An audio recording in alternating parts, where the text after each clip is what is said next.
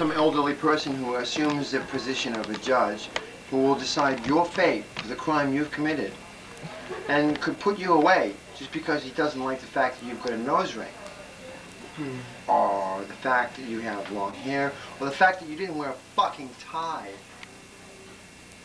Okay, so unfortunately, this is the way society is constructed. We're conditioned to accept what other people call normalcy. And if you deviate from the norm, then you are either hailed or reveled as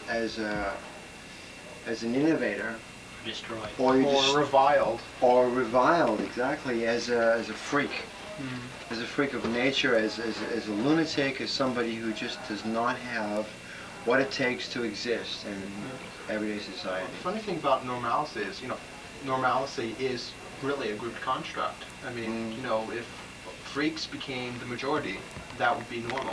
Yes. Well, that has happened.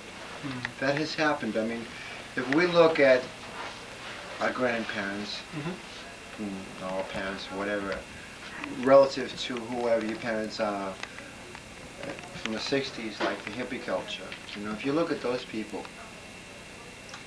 everyone you take somebody like John Lennon, who happens to be on tour. He started out his career slagging off, the hippie culture, saying that they were a failure, and I don't think that's necessarily true. That's like anybody that's got revolutionary concepts is somebody who's got courage, and culture, as it happens, needs to have innovative people who are prepared to stand up and say that this just isn't acceptable to everybody. It's not fair. I mean, this country is based on so-called freedom. It's based on equal rights. And we all know that is just a fallacy. That's bullshit. Well, it's something which tends to be practiced more in principle than it is in actuality. Yeah, that's exactly what it is. Well, what it really is it's an antiquated concept. It's based on people who are not even alive. I mean, they try to keep the values of some fantasy version of what used to be, Or what should be as opposed to what is. Well, you see, this country went through an upheaval in the Civil War, which is quite understandable, and half the country was divided. So, as much as America would like to deny it, propaganda was a prime issue, and it still is. And unfortunately, because of the Civil War, and because it's such a recent occurrence in the history of this country, that A young country at that. a young country, is that propaganda is not even obvious to the average person. All the flag bearing and all the, oh say can you see, sort of thing, is accepted. And really it's the initial basis is propaganda. And what this does is it ties into the concept of how people perceive things. People are based on accepting reality as they see it. And life is difficult, you have to think, well, fuck, what do I believe in? Do I believe in God? Do I believe in anti-God? Do I believe in this God, that God, that person's God? There's so many different religions around, and then it's like all the laws are based on morals, which are based on religion. And this country, even though it happens to be a so-called free country where everyone can practice their own religion, the moral structure is a Christian moral structure, which dates back to the Dark Ages, which means the nudity thing, the whole concept of what is etiquette for Christianity is 500 years old. And Antiquated, basically. yes, well, in Europe, where it started, people are more free in understanding the the restrictions of religion and casting that aside is nonsense. Whereas in this country, because the political basis, the Constitution and everything was based on people like the concepts of the Quakers and the Mormons and the Christians and the Pilgrims and all these people who came here to start this country because they couldn't be what they wanted to be unless they came to America to be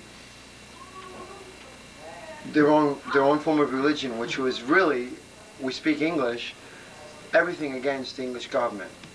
And the English government was a farce too, because the English government had recently, at the beginning of this country, changed their religious beliefs from dedicating everything to the Vatican to what Henry VIII had decided, was now acceptable, and that the Church of England is now the new rule. So if you wanted to be a Lutheran or a Quaker or any of these things, you could not live in specific places of Europe, so you had to get away where there was freedom. So this so-called freedom thing exists here, but it is so, like you said, antiquated that the religious aspects control our lives.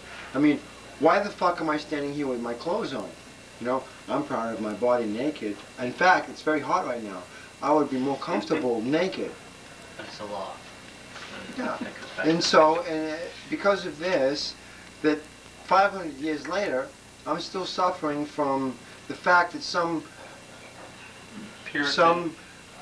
bishop, some cardinal or something had a problem with the fact that he was ugly and had an ugly body and decided to make it law that you could not be naked. Because prior to that, the Romans had no problem with nakedness. Japan. It was the Romans who introduced Christianity to Europe. It was the Romans who our law, including the United States, is still based on. All of legal terminology is still in Latin. All medical terminology is still in Latin. And what I always say is that even though the Pope resides in Rome, Julius Caesar now resides in the White House. Nice point. And so the existence of the Roman Empire, the Holy Roman Empire, is still concurrent with today.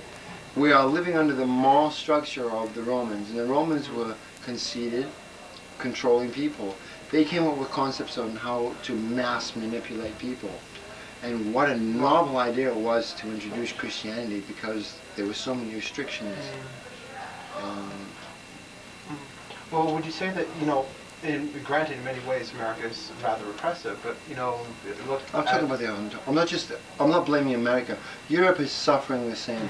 Because, there are many things that, we can never get away with here. Well, let me correct that. There are a lot of things that you could get away with here that would never fly in Europe. There's, phenomenal censorship in Britain. No, it's a give and take situation. Like, for example, in Holland. Yes. They're extremely religious people, but they're very open-minded to a lot of concepts that Americans can't accept, like the legalization of marijuana, the fact that if people have a cocaine habit, they will give them cocaine, the fact that prostitution is legal. All these things are a contradiction of the medieval Christian morals, but like, for example, the Dutch, the Germans, and several other countries in Europe have had the time to realize throughout the cycles that this works and that doesn't work. Well, they're older than this nation, if nothing else. They have more time to realize, well, come on, this doesn't work or that doesn't work. I don't think that's the problem. I think the problem is that America is caught up in a ritual of right and wrong. Sorry. Therefore, the ritual of right and wrong is, even though we have fax machines and computers and the internet and all that sort of thing, that unfortunately everybody doesn't have access to the technological devices that will change the concepts of a society. The black culture, for example, in America, there is an extreme irony, because black people in America were transported here and under the guise of what the average white implant American person would consider heathen concepts of their original African beliefs. Mm-hmm. So to blend in and be accepted, they accepted Christianity. I find that black people in this country, compared to black people in Europe, are far more conservative than the average black person in Europe or Africa. And that's because they feel that if they're not conservative, then they're less likely to be accepted by general society. And it's a real, like a conundrum. It's a real problem. And so therefore, because of that, black people in this country tend to be a little bit more hostile. And I'm really not a prejudiced person. I'm just saying that all the negative feedback that you feel from, like, I watch a lot of shows, whether it's like Ricky Lake or whatever. These kind of things go to Europe, and people in America act completely different to the way Europeans would, to the whole thing. Like, people in England, whether they're black or white, would not react the same way. And there's this hostile thing that everyone wants to find a scapegoat. And it's because it's only 100 years ago that their great-grandfather was a slave and all this kind of stuff. And it was the English who actually introduced the concept of abolishing slavery. So, what am I saying? Who knows? Well, it's a really nice tangent, if nothing else. Yeah. I've gone off into the deep end here. What I'm saying is that this country is confused with morality. And I'm not saying that Europe isn't. Every society, whatever white society it is, thinks that it's the dominant race. Whether it's over Asians, blacks, or animals, that we are the dominant thing. It's the concept that God has put us into the forefront, and that we can slaughter animals, we can destroy the environment, we can subservient, races that are not the same as us, which goes back to, Vasco da Gama, which goes back to, the conquistadors of, South America. The self-righteousness, the holy duty of God, that God is on your side and that everyone else is just scum and everyone else is. I mean, Christianity is not the only religion. Islam is another religion that believes that that anyone who does not believe in Allah must die by the sword. This is a Muslim sword, and that's where the problems began with the Templars, the Knights Templar, and that's right, and the holy Christian Crusades, because they were actually saying the exact same thing. It's just that I'm right and you're wrong, and so 500 years of wars have erupted and continue to exist today. Today we have Judaism. We have a displaced peoples who were forced 1,000 years ago from their homeland by Islamic peoples, which is the way things happen in nature.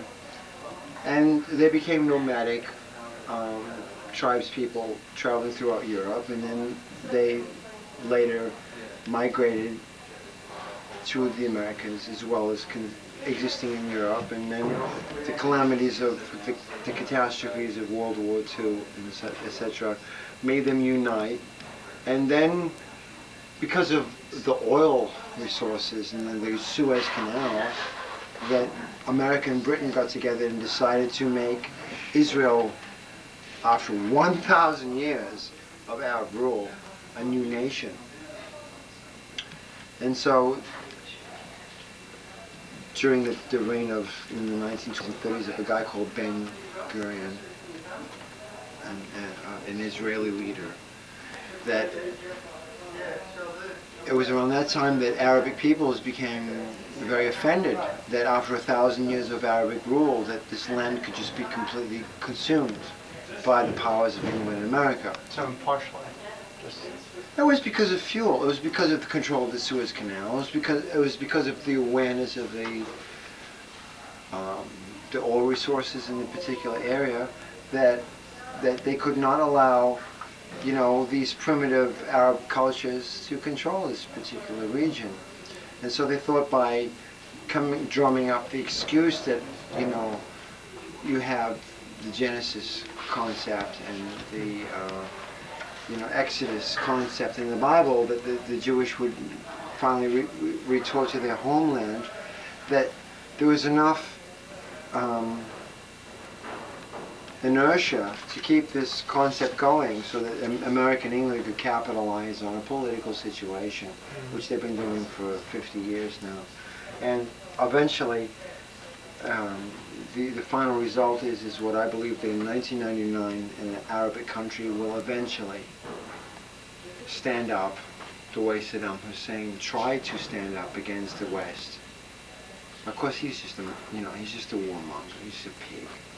I'm not condoning his attitude, but he's using the sentiment of the average Islamic person who is devout, Arabic. who believes Islamic, Arabic, whatever, who is devout on fulfilling their destiny the way the Quran tells them. And when a martyr or someone of the equivalent, like Saddam Hussein, comes out and speaks to the Arab world from Egypt to India, people applaud this sort of thing because they feel they've been oppressed by the first world countries, which are all Christian. And let's face it, it's over 1,500 years of antagonism between Christianity and Islam, and Christianity dominates. Christianity even dominates the richest country in the world, which is Japan. Their morals are based on Christianity. And the Japanese are not even Christians. They're primarily Shinto, which is basically the belief in the fact that the emperor of Japan is a direct descendant from God. Well, It's divine. yeah, well, that's like what the Egyptians used to do about Cleopatra, etc. So most Japanese don't believe that anymore, but prior to World War II they did. But they still have the respect, and because they're so humble, that they believe in tradition. However, their concept of religion of Shintoism or Buddhism, which is the second most popular religion in Japan, is overshadowed by the fact that their drive for the monetary success thing, which is installed by General MacArthur after World War II, he actually installed upon the Japanese people with threat of another nuclear explosion. And Harry S. Truman had taken letters from Emperor Hirohito, who recently was deceased.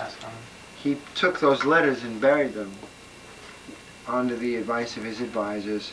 So not these letters said that we want to surrender to the United States because we feel that we cannot survive, and that it wasn't unconditional, but it was a conditional surrender, that we want to surrender provided that our emperor remains the emperor, because it's the basis of the religious structure of the Japanese people. Societal structure. Exactly. So Truman firstly didn't give a fuck about unconditional surrender. His prime objectives is that 6 months later he was up for re-election because Roosevelt had died and he'd fulfilled his term. And he wanted to make a statement to the Russians, who were also trying to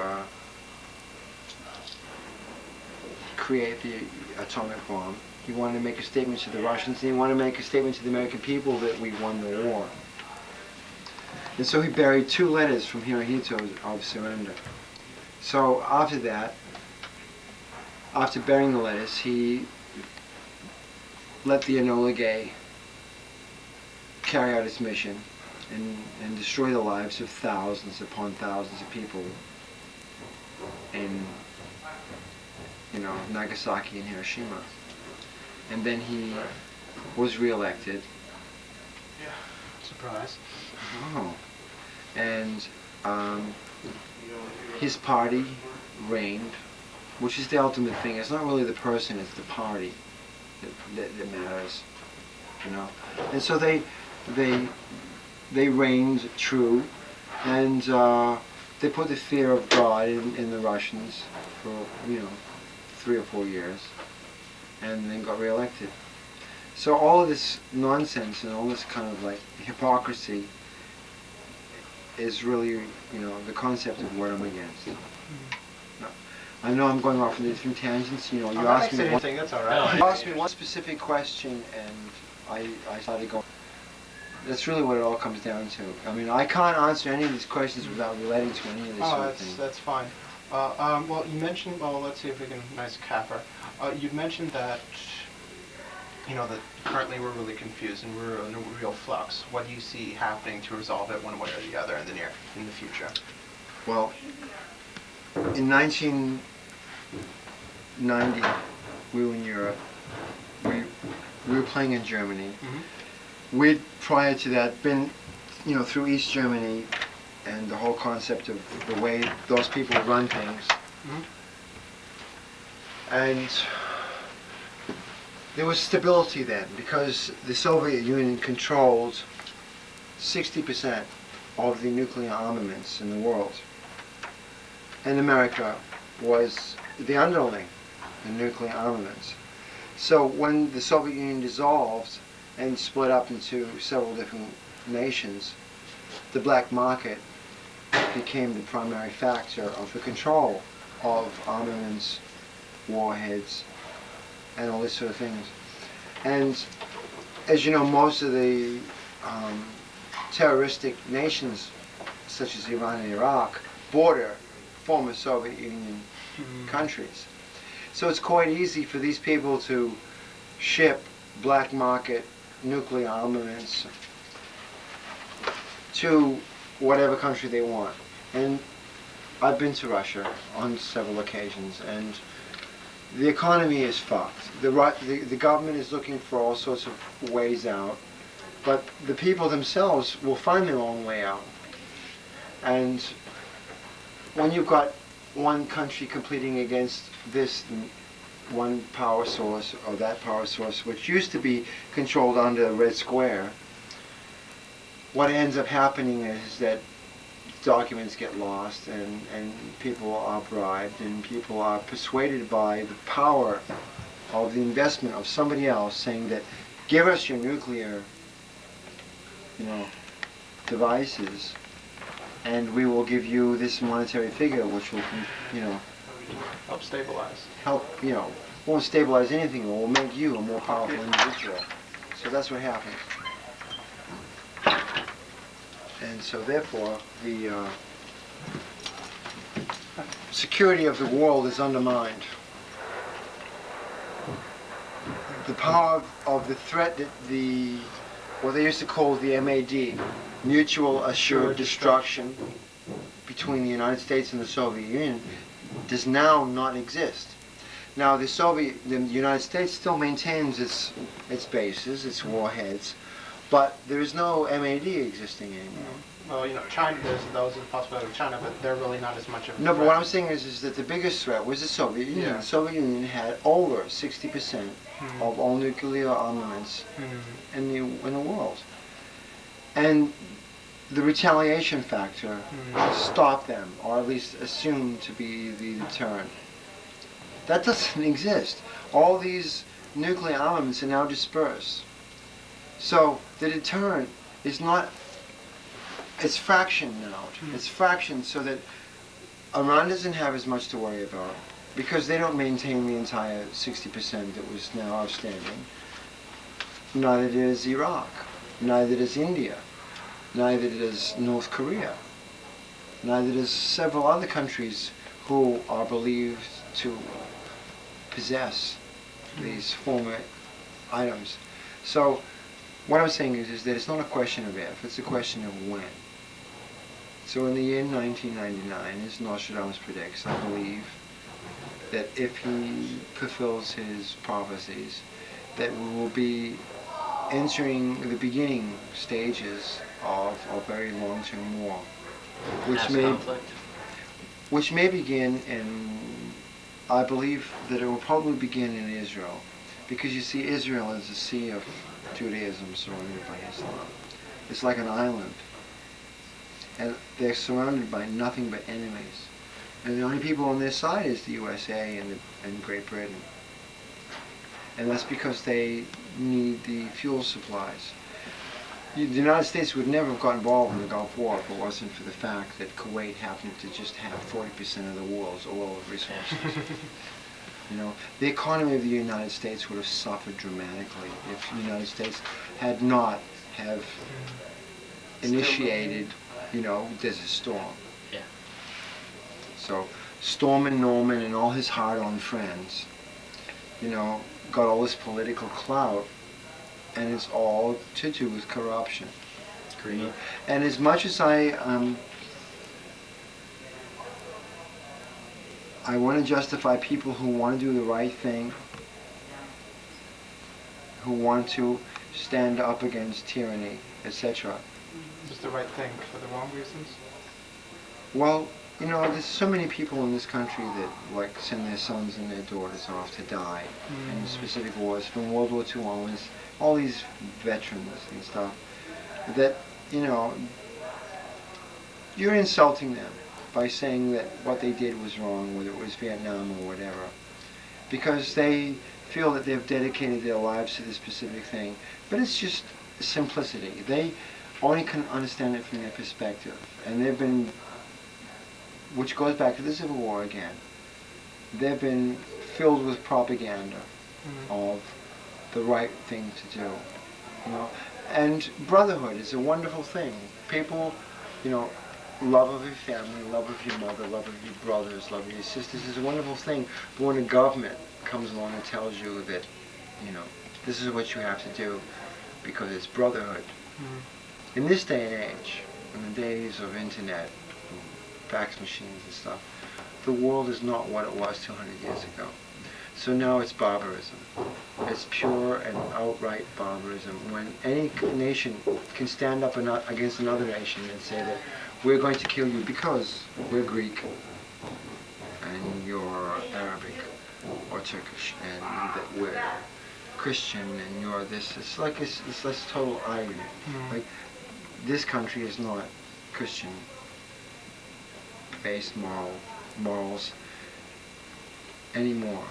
It is legally, it's but socially, lip service. It's Christian, but in truth, socially, there's many different cultures that exist in this country, and the same thing applies in Europe.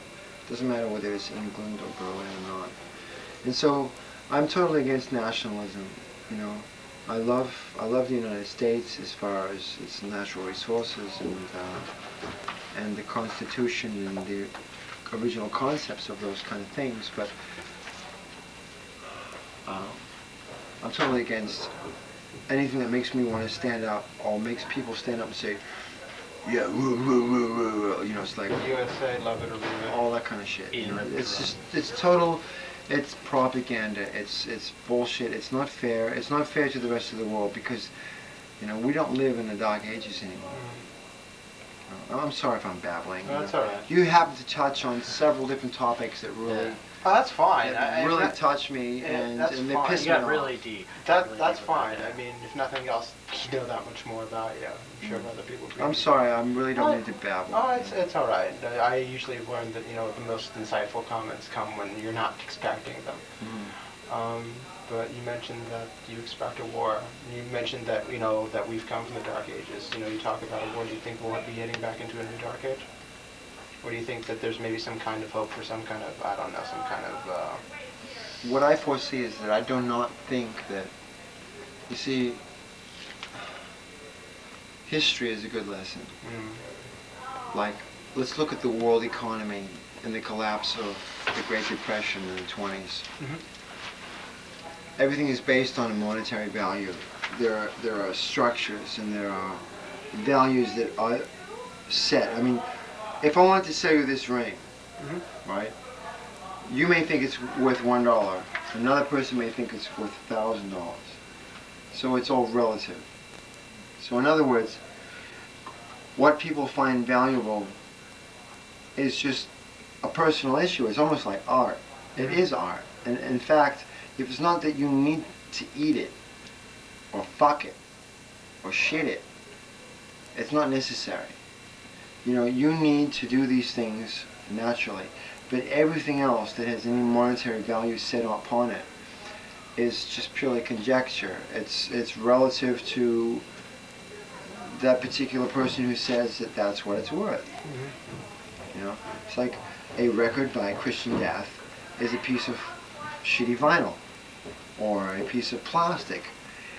What is it really worth? You know, people buy these things. You know, so it's a structure of value that's based upon people formulating values. So society and the values of right and wrong are similar. Religion.